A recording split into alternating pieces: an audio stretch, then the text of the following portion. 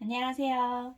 제가 작년에 처음 이제 수능 준비를 하면서 어떤 선생님 커리를 듣고 어떻게 공부하고 있는지 또 만족도는 어느 정도인지 중간에 한번 리뷰 겸 만들어서 올렸던 것 같아요.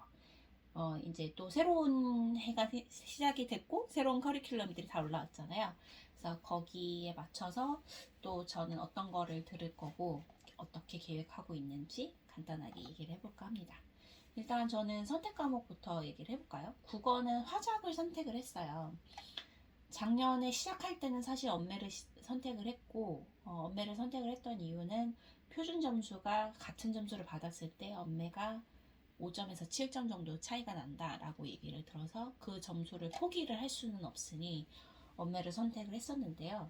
제가 원래 문법을 굉장히 어려워해요. 근데 언어와 매체 같은 경우에 문법이 꼭 나오잖아요. 그런데 역시 나이 들어서 공부를 해도 여전히 문법은 어렵더라고요. 근데 표준 점수에서 아무리 이득을 본다고 하더라도 제가 그거를 다 맞췄을 때 더 이득이라는 거지, 다 맞추지도 못하는데 언매를 한다는 건 사실 더 손해라고 생각이 돼서 중간에 화작으로 바꿨어요. 9모부터 이제 제가 화작으로 바꿔서 봤는데 화작으로 바꾸길 굉장히 잘했다고 생각하고 지금 만족합니다. 만족을 하는데 이제 1년을 더 하니까 이거를 시간을 더 할애를 해서 언매 공부를 다시 해보는 게 맞을까 좀 고민 중이에요. 안 그래도 이번 2024학년도 수능에 언매 점수가 난리가 났잖아요. 그래서 그렇게 하는 것보다는 그냥 화작을 꾸준히 연습해서 거기서 틀리지 않는 게 더 이득인 게 아닐까라는 생각이 있습니다. 여전히. 하지만 아직까지는 고민 중이에요. 수학은 미적분을 선택했어요. 저는 약대를 목표로 하고 있고 자연계를 가려면 사실 다른 선택권이 없잖아요. 미적분 아니면 기하인데 기하는 사람이 적어서 등급이 안 나온다고 저 고등학교 때부터 이제 수학 봐주시던 선생님이 얘기를 해주셨거든요. 그리고 뭐 미적분하고 기하 중에 고르라고 하면 미적분을 더 좋아하긴 해요. 그래서 미적분을 선택해서 갑니다. 탐구 과목 같은 경우에는 이제 과탐으로 두 개를 골랐고요. 화학원, 생명과학원 이렇게 화원, 생원을 골랐습니다. 제가 과탐을 이제 다시 약대를 갈 생각이기 때문에 과탐을 두 개를 선택을 해야 되는데 제가 호불호가 좀 확실한 편이에요. 생명과학은 딱히 싫어하지 않고 실제로 제 첫 전공이기도 했고요, 대학에서. 그런데 어, 화학은 되게 좋아해요. 화학은 좋아하고. 그런데 그런 거에 비해서 물리랑 지구과학은 매우 별로예요.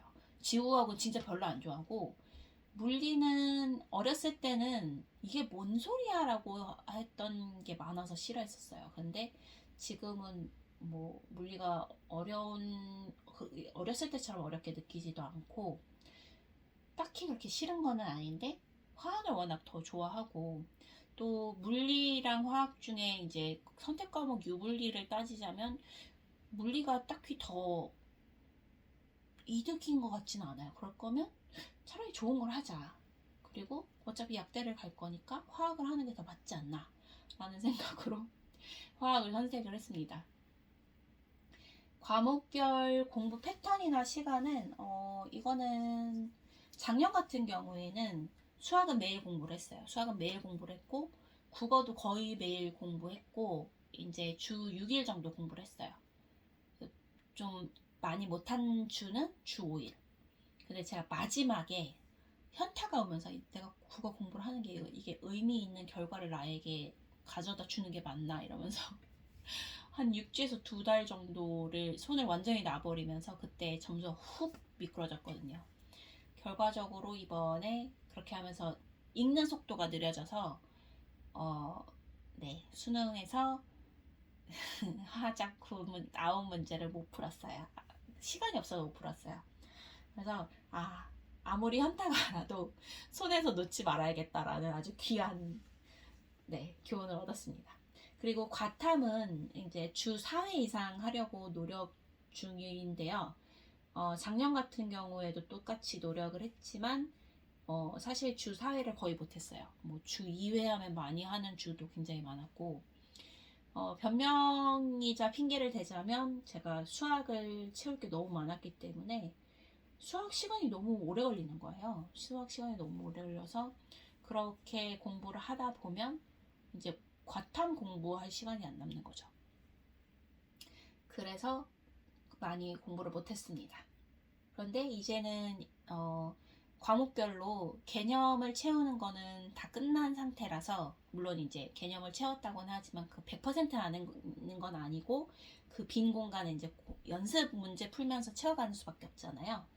그래서 이제 문제만 푸는 연습을 하면 되니까 아마도 앞으로 과탐을 주 4회를 하려는 거는 잘 지킬 수 있을 것 같아요.